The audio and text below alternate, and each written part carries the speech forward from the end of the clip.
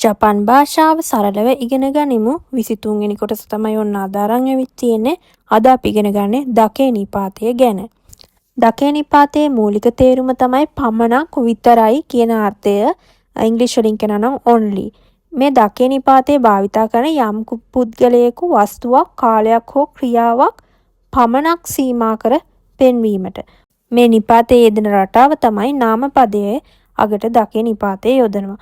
උදාහරණයක් විදියට වතෂි දකේ. ඒකේ තේරුම මම විතරයි කියන අර්ථය.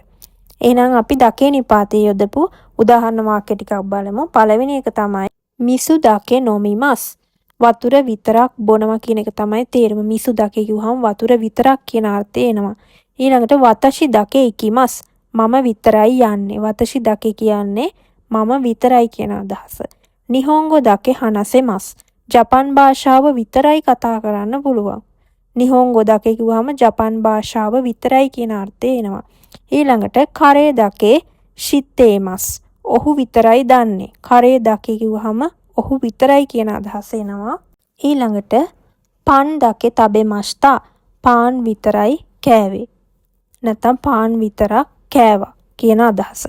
ඊළඟට කියෝ දකේ යසුමිදෙස්. අද විතරයි නිවාඩු. හිතොරි දකේ කිමස්තා. එක්කෙනෙක් විතරයි ආවේ. නැත්නම් එක්කෙනෙක් විතරක් ආවා. ඊළඟ එක කොරේ දකේ දෙස්. කොරේ දකේ දෙස් කියන්නේ මේක විතරයි කියන අදහස. ඉතින් මෙතනදී පන් දකේ කිව්වහම පාන් විතරයි කියන අදහස. කියෝ දකේ කිව්වහම අද විතරයි. හිතොරි දකේ කිව්වහම එක්කෙනෙක් විතරයි. කොරේ දකේ කිව්වහම මේක විතරයි කියන අදහස එනවා. එහෙනම් ඔයාලා මේ දකේ නිපාතයේ භාවිතයත් හොඳට මතක තියාගන්න. පාඩම හොඳට තේරුණා නම් දකේ නිපාතය යොදලා වාක්‍යයකුත් කමෙන්ට් කරන් යමු. එහෙනම් මේ වගේ තවත් ජපන් භාෂා වීඩියෝ එකක් කරන් ඉක්මනින්ම එනකම් හැමෝටම බයි බයි සයෝනාරා.